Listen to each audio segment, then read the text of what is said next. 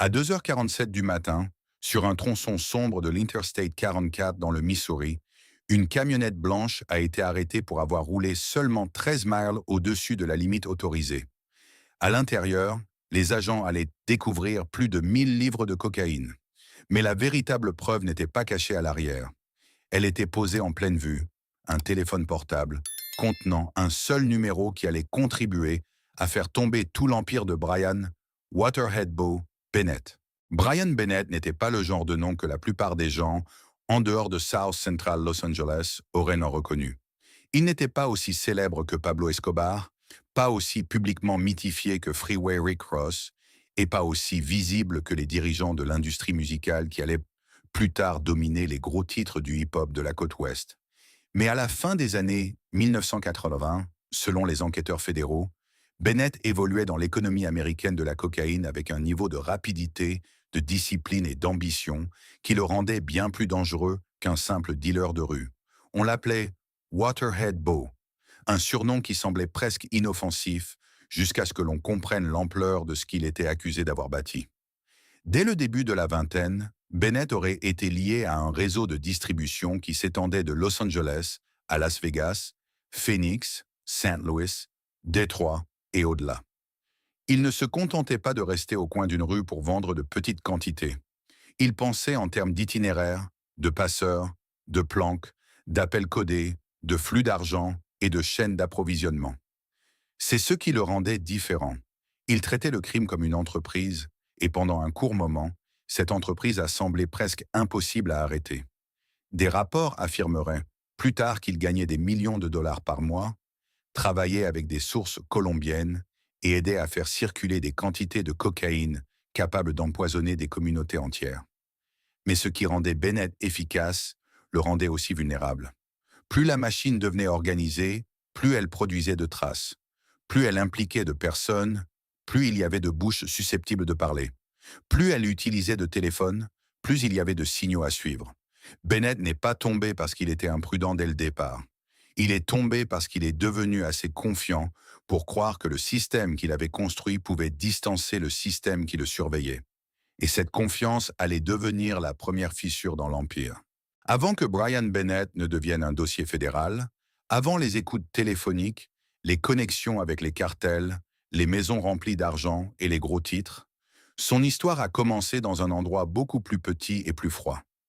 Il est né à Détroit au début des années 1960, à une époque où la ville portait déjà le poids de la pression économique, des tensions raciales et de familles essayant de survivre dans des quartiers qui semblaient offrir moins d'issues chaque année.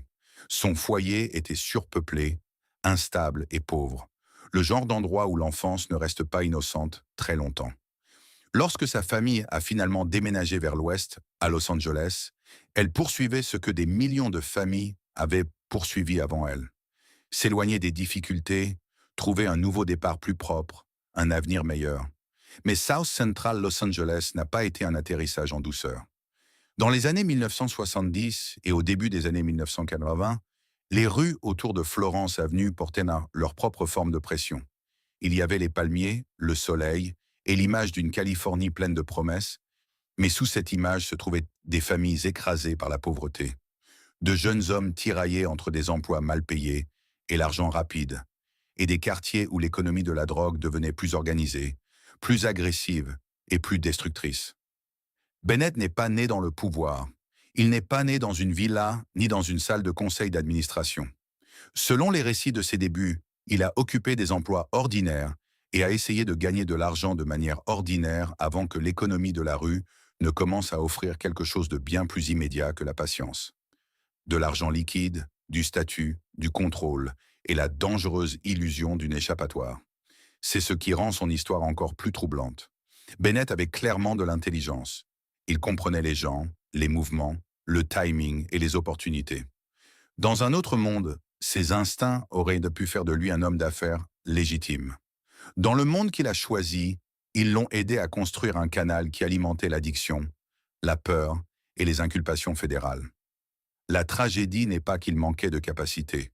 La tragédie est que ses capacités ont été dirigées dans la pire direction possible. Et lorsque la connexion colombienne est entrée dans sa vie, l'ampleur de cette direction a changé pour toujours. Le tournant est arrivé lorsque Bennett a cessé de penser comme un homme essayant de survivre dans un seul quartier et a commencé à penser comme quelqu'un capable de déplacer de la marchandise à travers tout un pays. Au début des années 1980, Los Angeles devenait l'une des portes d'entrée les plus importantes de l'économie américaine de la cocaïne, et les personnes ayant des liens directs avec la Colombie ne cherchaient pas des soldats de rue bruyants. Elles cherchaient des distributeurs capables de rester organisés, de maintenir l'argent en circulation et de comprendre les volumes. C'est là que Bennett est devenu précieux. Selon des récits liés à l'enquête, sa connexion avec l'approvisionnement colombien passait par Mario Villabona Alvarado, une figure qui lui aurait donné accès à quelque chose que la plupart des dealers de rue ne touchaient jamais directement. Une filière avec un véritable poids derrière elle.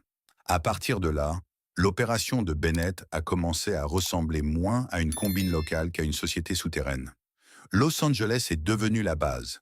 Las Vegas et l'Arizona sont devenus utiles pour les déplacements, le stockage et l'argent.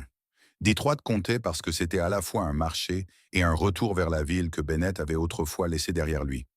Saint-Louis et d'autres points du Midwest ont aidé à étendre le réseau encore plus loin sur la carte. Chaque lieu avait un objectif. Chaque passeur avait un rôle. Chaque appel téléphonique déplaçait soit de l'argent, soit de la marchandise, soit du risque. Et plus Bennett s'étendait, plus il semblait croire que l'échelle elle-même était une protection. Les petits dealers étaient faciles à arrêter. Un réseau avec plusieurs villes, un langage codé, des planques, des compteurs de billets et plusieurs couches de personnes semblaient plus difficiles à atteindre. Mais c'était une illusion. Le même système qui faisait circuler l'argent créait aussi une piste. L'argent liquide devait être compté. Les voitures devaient être conduites. Les téléphones devaient être décrochés. Les passeurs devaient être dignes de confiance. Les maisons sûres devaient être louées. Et chaque nouvelle couche donnait aux enquêteurs un endroit de plus où regarder. L'intelligence de Bennett a fait grandir l'opération, mais cette croissance a rendu l'opération visible. Il utilisait des outils qui semblaient avancés pour l'époque, surtout des téléphones cellulaires, à un moment où la plupart des gens ordinaires n'en portaient pas. Pour Bennett, ces téléphones pouvaient représenter vitesse et contrôle. Pour les forces de l'ordre, ils ressemblaient à des signaux attendant d'être captés. Ce qui avait commencé comme de l'ambition devenait lentement une exposition. Et l'empire qui semblait si soigneusement construit laissait déjà des empreintes dans chaque ville qu'il touchait. À mesure que l'opération de Bennett s'étendait, l'histoire dépassait largement South Central. Les rues de Los Angeles n'étaient que le bord visible de quelque chose de beaucoup plus vaste. Une filière qui aurait remonté jusqu'à des fournisseurs colombiens, des conversations codées, des voyages internationaux et une surveillance s'étendant au-delà des frontières. Dans le tableau dressé par les autorités fédérales, l'une des figures les plus obscures était connue sous le nom d'Oscar, un nom lié au côté approvisionnement de l'opération et traité presque comme un fantôme dans l'affaire. Il ne se tenait pas au coin des rues américaines. Il n'apparaissait pas dans les fêtes à Los Angeles. Mais d'après la façon dont les enquêteurs ont plus tard décrit le réseau, des hommes comme Oscar contrôlaient la pression derrière toute la machine. Lorsque la source s'ouvrait, la cocaïne circulait. Lorsque la source exigeait un paiement, tout le monde en aval en ressentait la pression. Bennett et ses associés auraient parlé en langage codé, utilisant des mots inoffensifs pour cacher des quantités qui n'avaient rien d'inoffensif, des oiseaux, des poulets, des courses, un langage ordinaire tordu en signification criminelle. Mais les codes ne fonctionnent que lorsque personne n'écoute. Et à la fin de 1988, trop de gens écoutaient. La surveillance danoise, le suivi italien, les enquêteurs de la DEA et les task forces fédérales ont commencé à capter des morceaux du même puzzle depuis différents côtés du monde. Ce qui, vu de la rue, ressemblait à un puissant réseau local, a commencé du côté du gouvernement, à ressembler à une entreprise criminelle multinationale avec des fournisseurs, des distributeurs, des itinéraires de transport, des dettes, une logistique et une pression financière. Cette pression comptait. L'argent des cartels n'attendait pas poliment. Les cargaisons devaient être payées, les dettes devaient être réglées. La marchandise devait circuler assez vite pour maintenir la machine en vie. Et c'est là que la confiance de Bennett est devenue dangereuse. Plus les cargaisons devenaient importantes, moins il y avait de place pour les petites erreurs. Un paiement manqué pouvait provoquer la panique. Une conversation trop libre pouvait devenir une preuve. Un passeur pouvait faire le mauvais choix au mauvais moment. Une ligne téléphonique pouvait se transformer en fenêtre. Les enquêteurs n'avaient pas besoin de comprendre immédiatement chaque code privé. Il leur fallait seulement assez de schémas pour voir que quelque chose d'énorme se produisait. Pourtant, même avec les écoutes et la surveillance, l'affaire avait besoin d'un moment qui mette tout au point. Elle avait besoin d'une saisie physique, d'un lien solide, d'une erreur si claire que toute la structure cachée ne pourrait plus rester dissimulée. Ce moment ne s'est pas produit dans une villa, une boîte de nuit ou une réunion de cartel. Il s'est produit sur une froide autoroute du Missouri, lorsqu'une camionnette a roulé un peu trop vite dans l'obscurité. Le 6 novembre 1988, la structure cachée a finalement touché la route ouverte. Il était 2h47 du matin sur l'Interstate 44 dans le Missouri, ce genre d'heure où les phares semblent plus tranchants, les autoroutes plus vides et où une petite erreur peut résonner plus fort que quiconque ne l'imagine. Une camionnette blanche avançait dans l'obscurité, transportant ce que les enquêteurs identifieraient plus tard comme plus de 1000 livres de cocaïne colombienne. Pour les hommes à l'intérieur, cela devait être une cargaison de plus, un itinéraire de plus, une pièce de plus d'une machine qui avait déjà déplacé trop d'argent et trop de dégâts à travers trop de villes. Mais pour un policier de l'État du Missouri surveillant la vitesse des véhicules qui passaient, ce n'était qu'une camionnette allant trop vite. 13 miles au-dessus de la limite ne ressemblait pas d'abord à l'histoire. Cela ressemblait à une routine, un contrôle routier, quelques questions, un conducteur nerveux, un passager qui ne parvenait pas tout à fait à cacher la tension dans son corps. Puis la situation a commencé à changer. Les réponses semblaient ne répéter. La peur semblait plus lourde qu'une simple contravention pour excès de vitesse. Et lorsque le véhicule a été fouillé, l'illusion de routine a complètement disparu. À l'intérieur se trouvaient des sacs de sport et des paquets qui ont transformé un contrôle sur autoroute en affaire fédérale de stupéfiants. Mais même alors, la cocaïne n'était pas le détail qui allait faire exploser l'affaire vers l'extérieur. L'objet le plus important était plus petit, plus silencieux et bien plus révélateur. Un téléphone cellulaire. En 1988, un téléphone portable n'était pas quelque chose que les gens ordinaires portaient négligemment dans leur poche. C'était cher, inhabituel et, dans le mauvais contexte, profondément suspect. Lorsque les enquêteurs ont regardé ce téléphone, ils ne regardaient pas seulement une technologie, ils regardaient une carte de relation. Et à l'intérieur de cette carte se trouvait un numéro relié à Brian, Waterheadbo, Bennett. Ce numéro a fait ce qu'aucune rumeur ne pouvait faire. Il a donné aux forces de l'ordre un pont solide entre la cargaison sur l'autoroute et le réseau plus vaste qu'elles observaient à distance. En quelques jours, l'affaire s'est élargie. Les écoutes ont gagné en urgence. Les agences ont comparé leurs notes.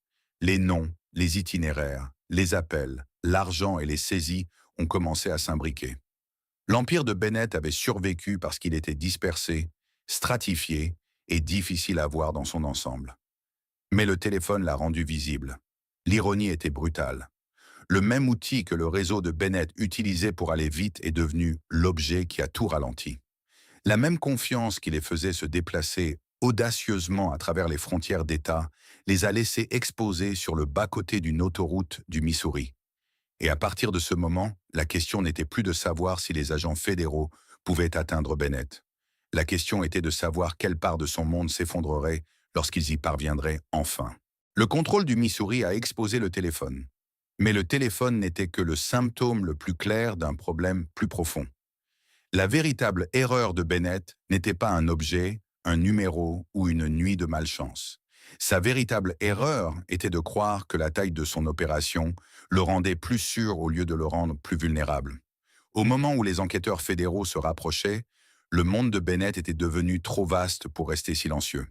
Il y avait trop d'itinéraires, trop de passeurs, trop de planques, trop de personnes touchant de l'argent qu'elles ne pouvaient pas expliquer et trop de conversations passant par des lignes téléphoniques qui n'étaient plus privées. Ce qui ressemblait autrefois à de la discipline commençait à ressembler à de l'exposition. Chaque ville ajoutait un nouveau risque. Los Angeles lui donnait de l'ampleur, l'Arizona lui donnait du stockage, Las Vegas lui donnait du mouvement et de l'argent, Détroit lui donnait un marché, Saint-Louis lui donnait un passage à travers le Midwest. Mais chaque branche de ce réseau créait un endroit supplémentaire où quelque chose pouvait mal tourner. Et quelque chose finit toujours par mal tourner lorsqu'une machine criminelle grandit plus vite que les personnes à l'intérieur ne peuvent la contrôler. Bennett avait aussi un autre problème. Le succès avait changé sa façon de se déplacer. Les rapports décrivaient un jeune homme entouré d'argent liquide, de voitures, d'habitudes coûteuses et de personnes qui comprenaient qu'être près de lui signifiait être près de l'argent. Ce genre de visibilité est dangereux. Il attire la loyauté, mais aussi la jalousie, la pression, les informateurs, la surveillance et la peur. Plus Bennett semblait possédé, plus le gouvernement devait se demander d'où cela venait. Plus il dépendait des téléphones, plus les enquêteurs avaient de choses à écouter. Plus il faisait confiance à la machine, plus la machine devenait fragile. C'est là que les empires criminels commencent souvent à pourrir de l'intérieur.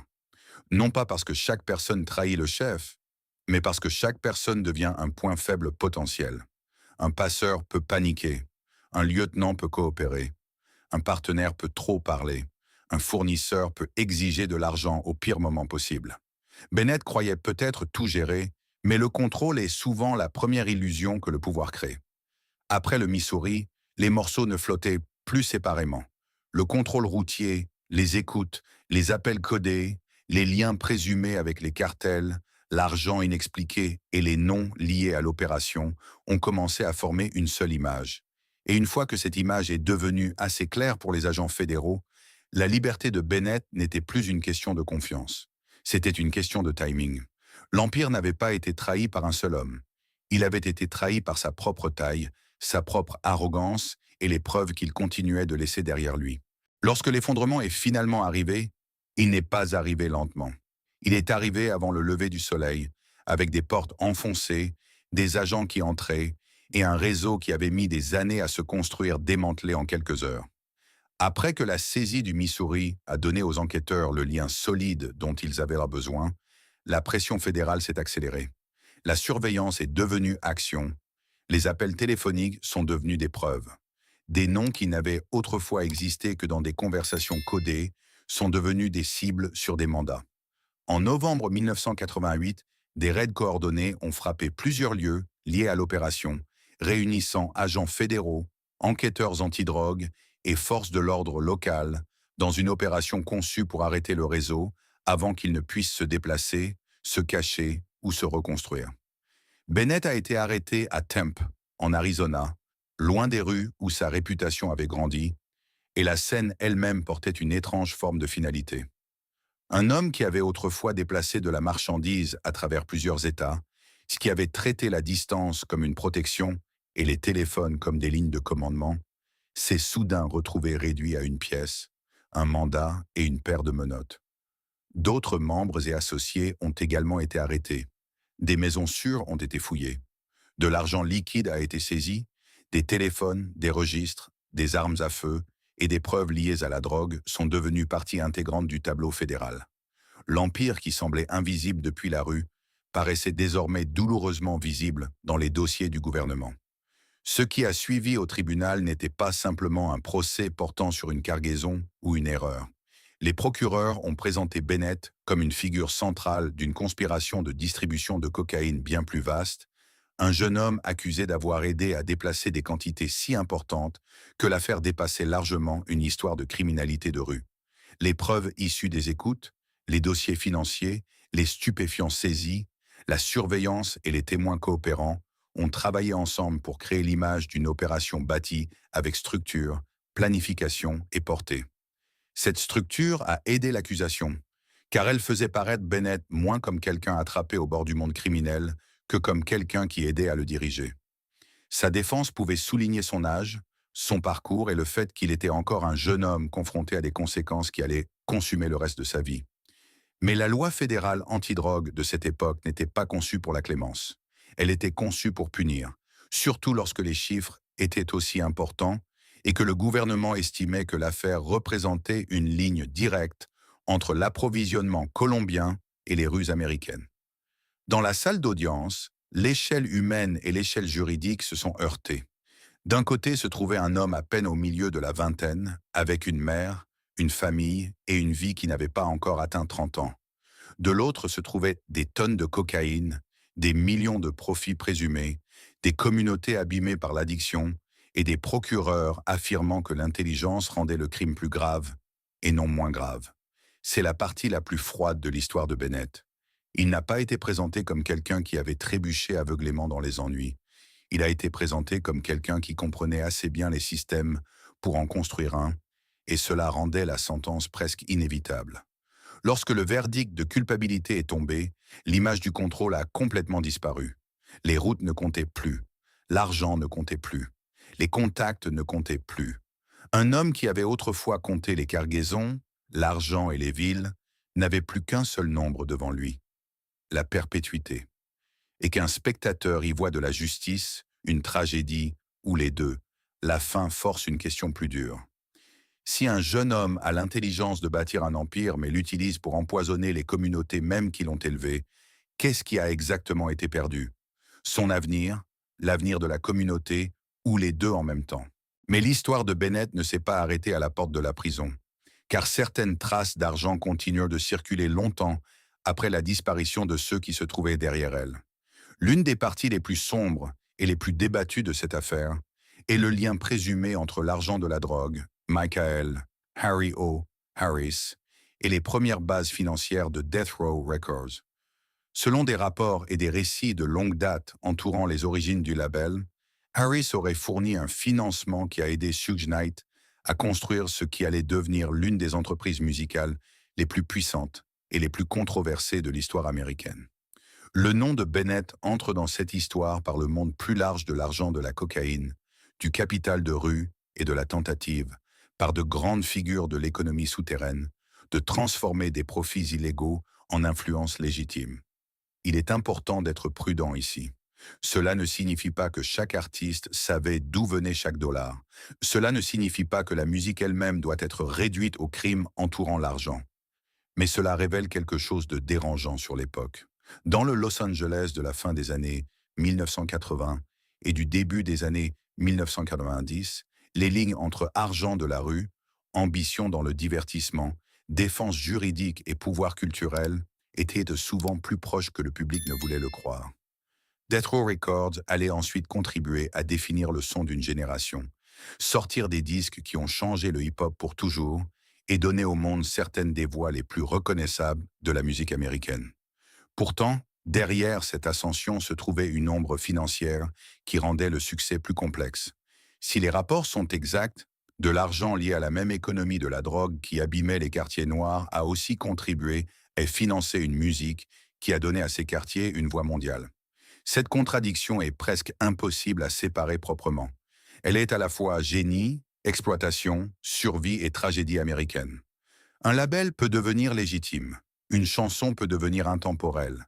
Un artiste peut devenir une icône. Mais l'origine de l'argent peut toujours porter le poids de tout ce qu'il a touché avant d'entrer en studio. C'est pourquoi l'héritage de Bennett est si troublant. Il n'était pas sur les pochettes d'albums. Il n'apparaissait pas dans les clips. Il n'était pas le visage public du hip-hop de la côte ouest. Pourtant, le monde de l'argent lié à son opération est devenu une partie de l'arrière-plan qui a permis à un empire culturel de s'élever. Et cela soulève une question que la plupart des fans ne se posent jamais lorsque le beat commence. Combien d'obscurité peut se cacher derrière un son avant que l'histoire ne décide de détourner le regard? Brian Waterhead Beau. Bennett n'est jamais devenu un nom connu de tous. Il n'est pas devenu le visage de l'histoire des cartels, le symbole du crime de la côte ouest, ni le méchant public que les gens mentionnent lorsqu'ils parlent de la guerre contre la drogue. À bien des égards, il est devenu quelque chose de plus silencieux et de plus troublant, un nom manquant derrière une machine plus vaste. Son histoire se situe dans l'ombre, entre l'économie de rue, les routes internationales de la cocaïne, la surveillance fédérale et l'ascension d'un empire musical qui a contribué à définir la culture américaine. Cela ne fait pas de lui une légende. Cela en fait un avertissement. L'intelligence de Bennett était réelle, mais l'intelligence sans conscience est devenue destruction. Son ambition était réelle, mais l'ambition sans limite est devenue preuve. Son réseau était réel, mais chaque route qu'il a construite a transporté du mal dans des communautés qui luttaient déjà pour survivre. Et au bout du compte, l'Empire n'est pas tombé dans une fusillade spectaculaire, ni dans une ultime trahison digne d'une scène de cinéma. Il est tombé parce qu'une camionnette roulait trop vite sur une autoroute du Missouri, parce qu'un téléphone avait été laissé trop près de la vérité et parce qu'aucun système criminel ne reste invisible pour toujours. Certains peuvent regarder la peine de Bennett et y voir la justice. D'autres peuvent y voir la tragédie d'un jeune homme qui aurait pu construire quelque chose de légitime, mais qui a choisi la voie qui a détruit tout ce qui l'entourait. La vérité est plus froide que l'une ou l'autre de ces réponses prises seules. C'était à la fois la justice et la tragédie. Une histoire de pouvoir, d'argent, de dégâts et d'illusions de contrôle. Car tous les empires ne se terminent pas dans le tonnerre. Certains se terminent par des lumières rouges et bleues sur le bas-côté d'une route et par un numéro qui n'aurait jamais dû être enregistré.